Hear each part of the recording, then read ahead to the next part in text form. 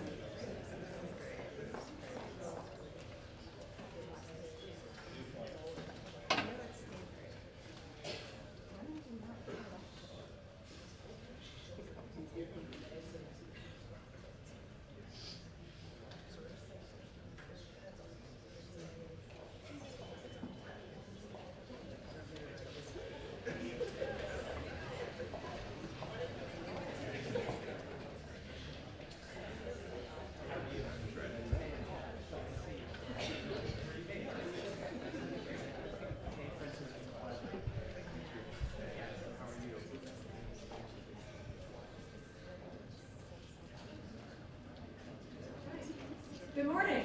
Good morning. Good morning. Welcome to the Human Rights Campaign. My name is Ellen Kahn. My pronouns are she, her, hers. I'm the director of HRC's Children, Youth, and Families program. I want to thank you for joining us this morning for this very important event. Today we are releasing the 2018 LGBTQ Youth Report, a critical document that details the findings of our 2017 survey of LGBTQ teens and the reality faced by many LGBTQ youth in our schools, communities, and neighborhoods. Every day, my team and I work to improve the lives of LGBTQ youth. The results from our survey will guide us in setting a clearer picture of what teens are going through and what we need to do to help them. I hope that each and every one of you will take bigger, bolder steps to help us address the ongoing challenges that are illuminated in this new report. Today we'll be hearing from several activists, from parent advocates to a powerful teen voice to our coalition partners at the National Education Association. But to start us out, I have the honor of introducing someone I have the privilege of working with at HRC.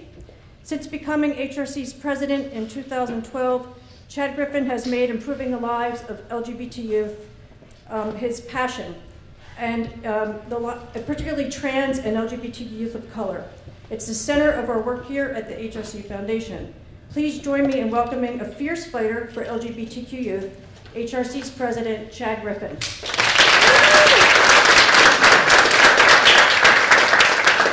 Thank you so much, Ellen, for that introduction, and thank you all so much for joining us, all of you here in the room, and all of you who are watching on Facebook Live across the country. Thank you for joining us today as we launch the most comprehensive and the largest survey of its kind. This survey includes the stories of more than 12,000 LGBTQ young people from every corner of this country. But before I begin talking about the results of the survey, I really want to acknowledge all of those that are responsible for this detailed survey. First, our partners at the University of Connecticut for their partnership in this work, as well as the entire staff of the HRC Foundation team who make this work possible and who truly work year-round on this survey. First, you've already met her, but Ellen Kahn, the director of the HRC Foundation's Children, Youth, and Families program. Ashlyn Johnson, the director of Public Education and Research at the HRC Foundation. And Mary Beth Maxwell, our senior vice president for programs, research, and training. I also want to acknowledge the incredible speakers that you're going to hear from later that I have the pleasure of standing here with today. Princess Moss, the Secretary-Treasurer of the National Education Association. Keisha and Sean Michaels, members of HRC's Parents for Transgender Equality Council. And Addison Moore, a powerful teen advocate and leader here in the Washington, D.C. area. We're honored to have you all standing with us today. When I started this job, the very first thing I did was to stand with Ellen Kahn at the Los Angeles LGBTQ Center to launch our youth survey nearly 6 years ago. And 6 years later, our country has changed in profound ways. In many cases for the better, including more states across the country with non-discrimination protections, and most recently, a number of additional states in the country banning the so-called practice of conversion therapy, which is otherwise known as child abuse. Policymakers are standing up in bold ways in a number of places to protect the most vulnerable among us. But the results of our latest youth survey reveal in distressing detail the persistent challenges that so many young LGBTQ people face at home, at school, and in their communities. You know, I think for most all of us, we remember being LGBTQ young people or even allies. Life happens in 4 places: home, school, church, and in our communities. And if in any one of those places one faces rejection, it can make life challenging. This survey shows us that young people still today face tremendous challenges, not just in one of those places, but in some cases, all of those places. More than 12,000 respondents, ranging in age from 13 to 17, and as I said, from every corner of this country, from towns that are big and small. They told us they're not only experiencing heartbreaking levels of stress, anxiety, and rejection, they also feel overwhelmingly unsafe in their schools and in their classrooms. Here are just a few of the disturbing realities that LGBTQ young people face today. 77% report feeling depressed. 95% report trouble sleeping at night. Only 26% said that they always feel safe in their school classrooms. And 43% say that they have been bullied at school in just the last 12 months. Only 11% of youth of color surveyed believe that their racial or ethnic group is regarded positively in their communities. And 50% of trans and gender nonconforming youth said they can never use the restrooms that align with their gender identity. And again, another shocking statistic. 65% of transgender youth say that they never use the restroom all day at school. Imagine that. 65% of transgender young people say that they try to never use the restroom all day while at school. 67% report that they've heard family members make negative comments about LGBTQ people, and trans youth are 2 times more likely to be taunted or mocked by their own family members. This is just a snapshot of the world LGBTQ young people live in today. These statistics show the devastating toll that rejection by adults, rejection by family and peers, bullying and harassment, and apathy on the part of far too many adults is having on America's young people. It's unacceptable, it has to change, and these statistics must serve as an urgent call to action for all responsible adults and providers in this country.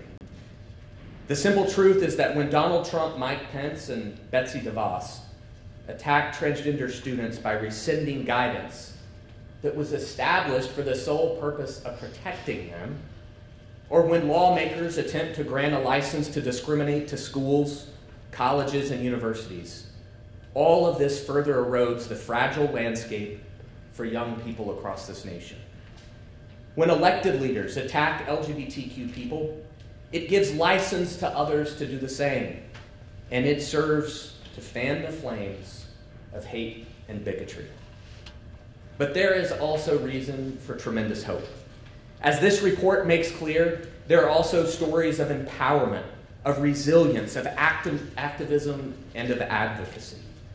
Across this country, LGBTQ youth are taking a stand and advocating for inclusivity and equality in their homes, in their schools, in their communities, and increasingly, they're standing up and demanding the same of their elected leaders. 91% report feeling pride in being an LGBTQ person, and 3 out of 5 LGBTQ students report having access to an LGBTQ student club, which can provide vital support to those who may face hostile environments at home, at school, and in their communities. But more must be done. And it's our responsibility and our duty as parents, as educators, as advocates, and mentors to address these disparities in health and well-being and to secure a brighter and better and more inclusive tomorrow for all LGBTQ young people across this country. It's time for adults to start acting like adults. As this report lays out, every adult can play a critical and often life-saving role in changing the landscape for our youth. If you're a parent or a family member, make your home a safe and affirming space for LGBTQ people.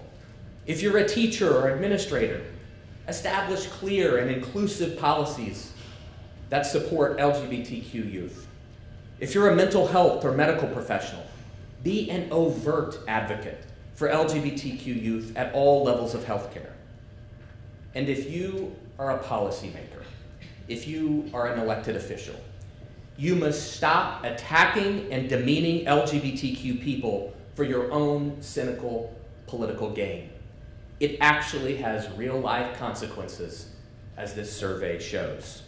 Your job is to stand up and fight for them, to protect them, and to enact non-discrimination protections on the national, state, and local levels.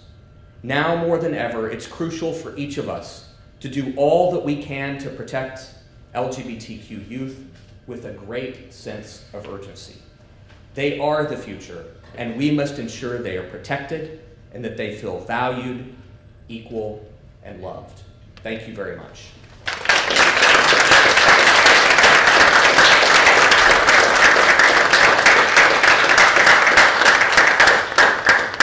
so much, Chad, and thank you for your strong leadership in support of our youngest community members. I'd like to next introduce Princess Moss. Princess Moss is a champion of students and public education. She has distinguished herself as an elementary school music teacher from Virginia, past president of the Virginia Education Association, and currently serves as the secretary-treasurer of the more than 3 million member National Education Association. Princess believes that every student matters, and in her current capacity as leader of the NEA and as a lifelong educator, she works hard every day to make sure that every student feels safe, welcomed, and valued in our nation's public schools. Princess Moss, welcome.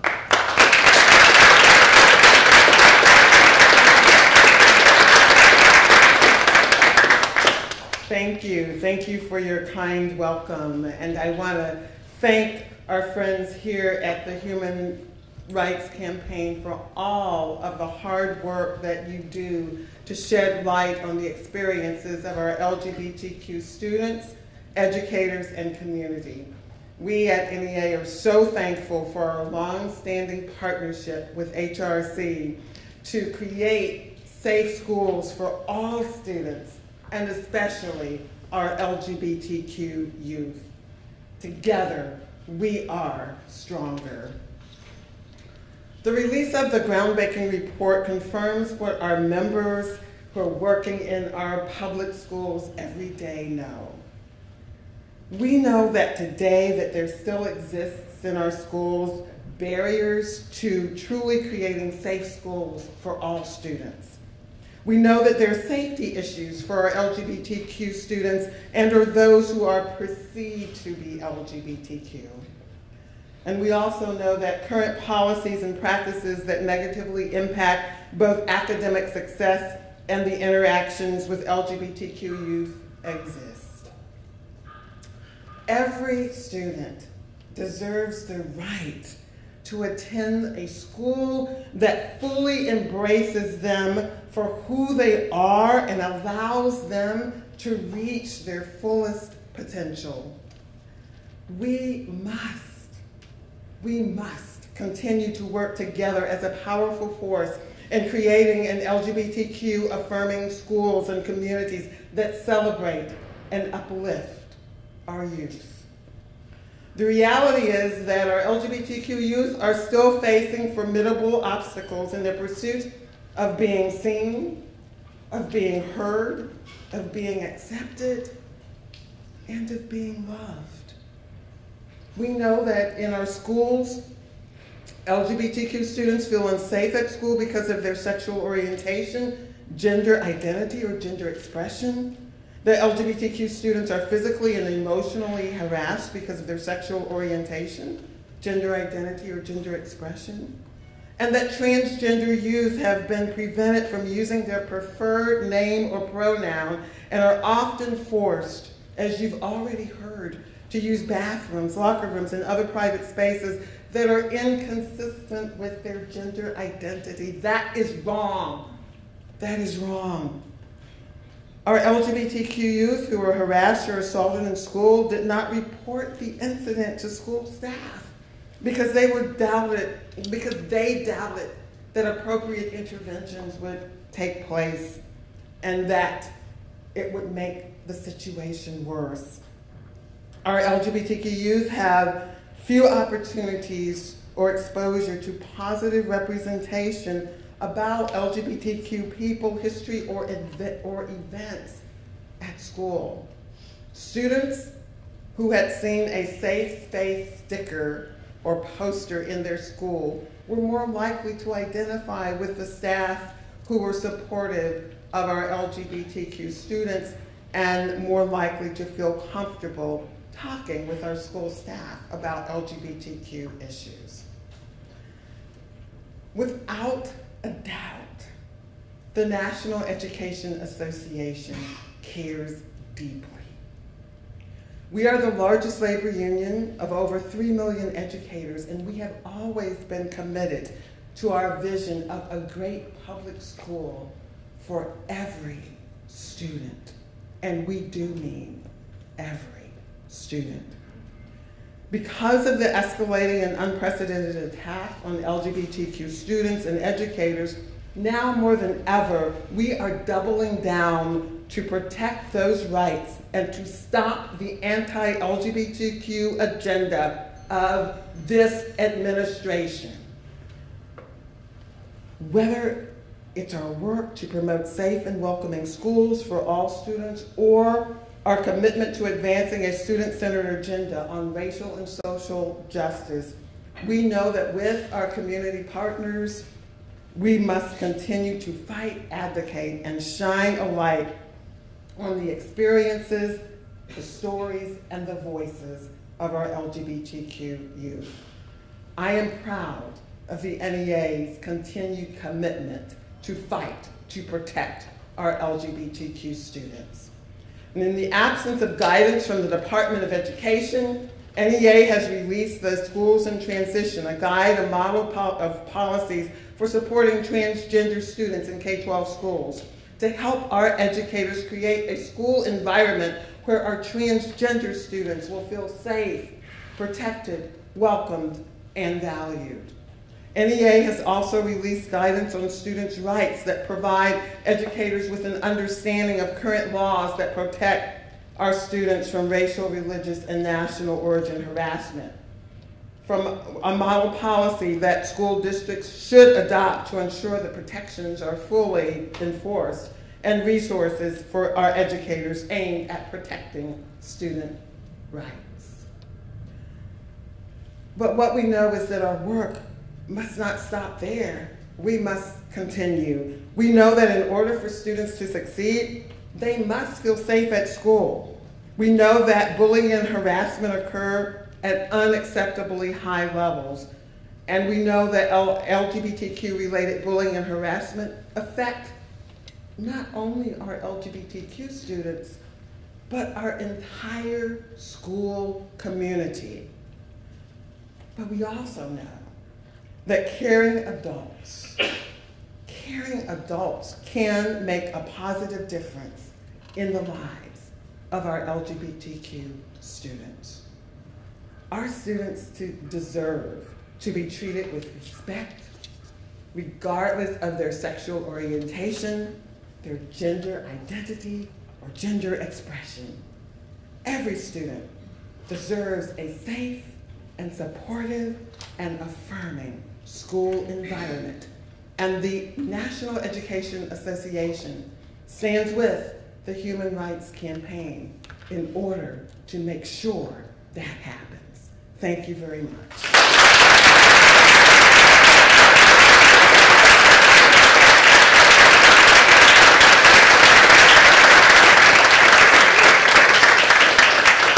So much, Princess, and I thank you to all of the representatives here from the National Education Association for your very long-standing and strong partnership with us. We really appreciate it so much.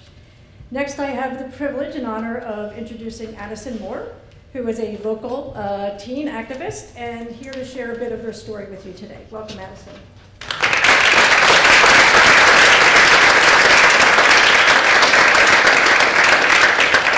Hello, everyone.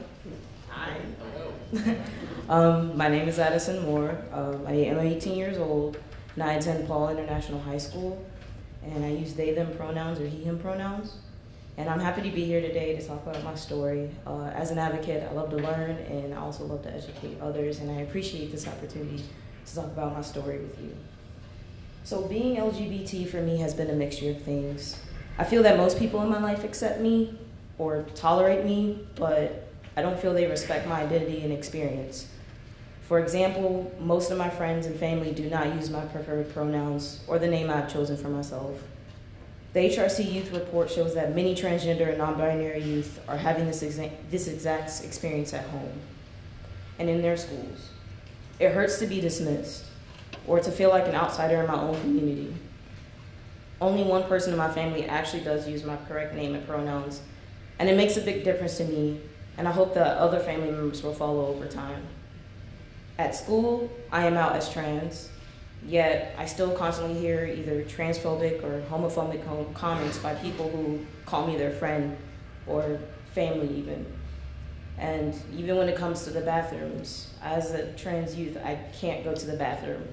I am constantly being told you're not in the right bathroom by staff or students alike. And it hurts a lot, and when it comes to school, that's one of the places I feel like I can be myself at most, but nobody accepts me as myself. I want all LGBTQ youth to feel safe in their schools and supported. We deserve that. I deserve that.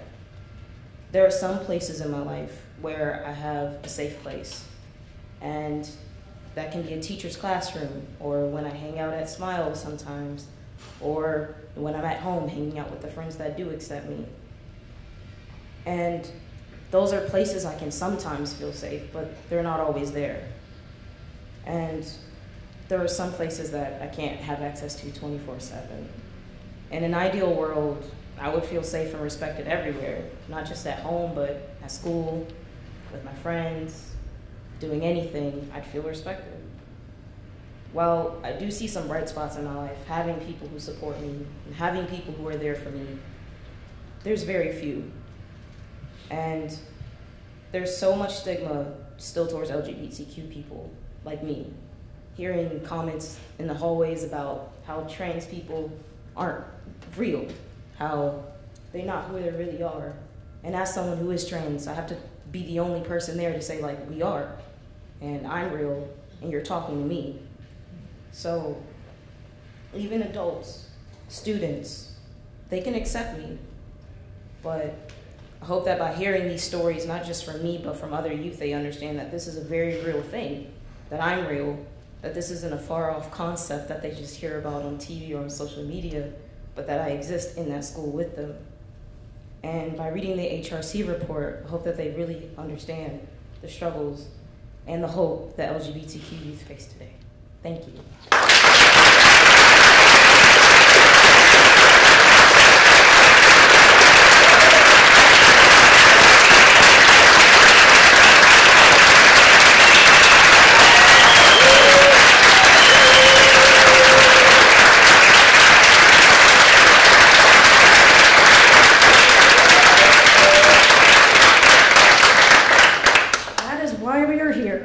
Thank you, Addison, so much. And if you need a note for being late, Princess going to write that note for you. Our final speakers today are Keisha and Keisha Michaels, who are local parents who are part of HRC's National Parents for Transgender Equality Council. It's a council of 20-some families who have trans children of different ages, and they live all over the country. We're just lucky to have the Michaels nearby. They are here to speak about their own experience as parents, and we welcome Sean and Keisha today.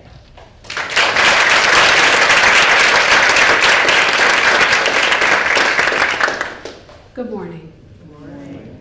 I'd like to start a little bit off topic. Addison, we support you. I don't know how to express how heartfelt your words were and how meaningful what we're doing is. You are the representation of why we're here.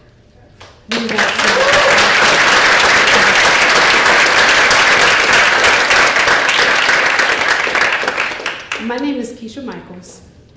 I grew up in a traditional Black American Christian family. My father was a Baptist preacher, and my mother a music teacher who was also the minister of music at our church.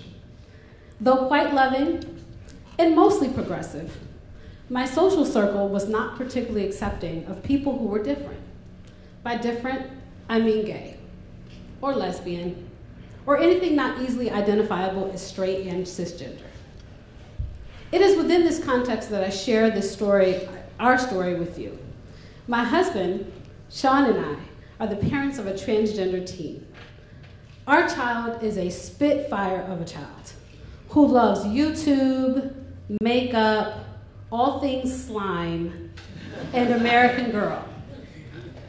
She is allowed to exist, and I'd even say flourish, in her own skin.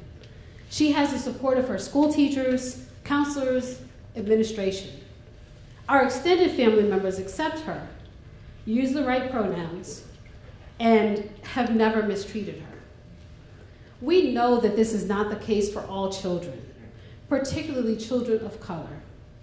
The 2018 report of LGBTQ youth highlights the fact that children of color are more likely to hear negative thoughts about LGBTQ people than their white peers. Nearly half of the LGBTQ youth in this study who have come out to their parents are made to feel badly about their being LGBTQ. Family, born from the heart or body, is everything. We know that the rate of mental illness in LGBTQ youth is similar to their peers when they are fully accepted at home. In my mind, this is the benchmark. Full acceptance. There is nothing wrong with our children. Often there is something wrong with us. I stand before you today as an advocate for children whose parents and family members do not accept them, do not want them as they are, will not provide their basic needs, and do not encourage them to be their entire selves. In addition to being a mom, I am a pediatrician. It breaks my entire heart that 67% of gay and lesbian youth have not come out to their doctors and healthcare providers. 61% of children with minority gender identity have not come out to their doctors and healthcare providers. What I know is that kids are extremely perceptive. Often, their intuition is correct. Coming out to their healthcare provider and doctors may not be safe. It is my personal quest to reach as many of my colleagues, to aid in arming them with tools for additional training for LGBTQ proficiency, to be comfortable discussing sexual orientation and gender identity, and to be an advocate for the patients who deserve the same care that my daughter has been so fortunate to receive. We know that there are cases of pediatricians who use their religious beliefs as an excuse to refuse to treat children because they have same-sex parents or because they are LGBTQ. As a parent, the thought that my child could be denied medical care that she needs because she is transgender saddens, angers, and terrifies me. As a pediatrician, it is also categorically unethical. We're here today to emphasize the very real impact of the HRC UConn findings. The numbers may sound like raw percentage points, vague ideas, but behind the numbers are real children. They are children just like my own. Sean and I hope to be an example to other parents who may struggle with what to do when a child comes out to them and desire to serve as a source of hope to those children whose parents have not yet quite been able to turn the corner of acceptance. I'd like to personally thank the Human Rights Campaign for undertaking the enormous task of advocating for LGBTQ youth and their families. It means the world to families that are just like mine. Thank you.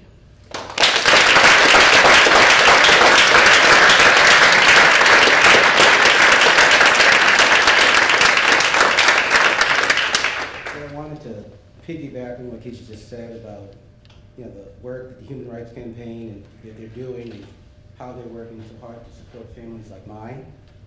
I stand here today as a witness to the difference it makes when our children are loved, protected, accepted, and allowed to thrive. When Keisha and I began this journey, I originally did not want our daughter to transition at a younger age. I had many fears and concerns, so I wanted her to stay closeted. Not because I didn't love her, not because I was ashamed, and not because I had a problem with transgender people. I was afraid she was going to be bullied. I was afraid she was going to have an exceptionally hard time and that she was going to regret it. And if I can be honest, I didn't understand why it was such a big deal. And because of that, I didn't respect the difference it could make in my child's life. I couldn't see how a simple change in appearance was going to make a difference one way or the other. Despite my fears and concerns, I decided to allow for the idea that maybe I was wrong.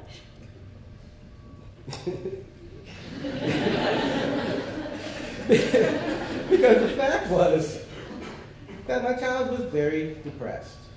She had already experienced some bullying for being an effeminate boy. And despite my best intentions, she was already having a hard time because she was already being oppressed by me. So I decided to stand down and support the transition, and I'm happy to say I have never been so happy to be wrong in my entire life.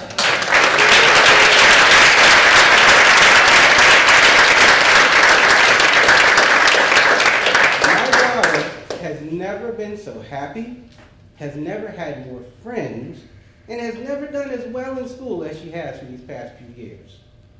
We still have our issues from time to time, but they're like normal parenting issues, like homework and, appropriate clothing and, bedtime, stuff like that.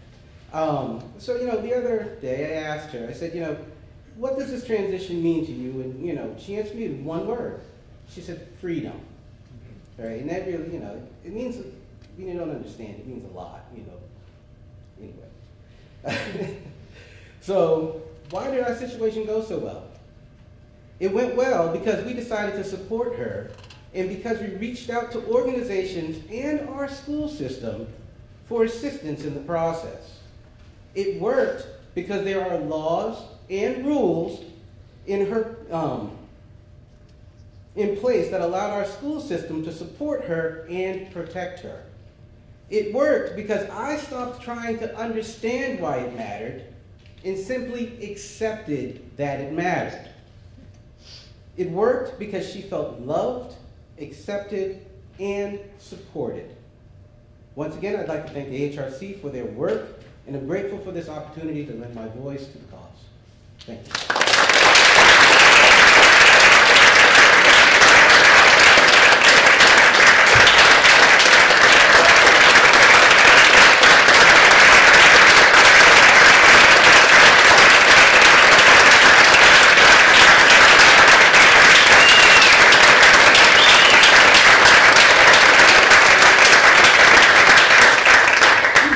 Deep gratitude to all of our guest speakers today. We will be around if you'd like to introduce yourself to the speakers or if you have questions. I'd like to thank everyone for spending time with us this morning. Please read the report and think about the step you can take every day to make the lives better for youth like Addison. Thank you so much.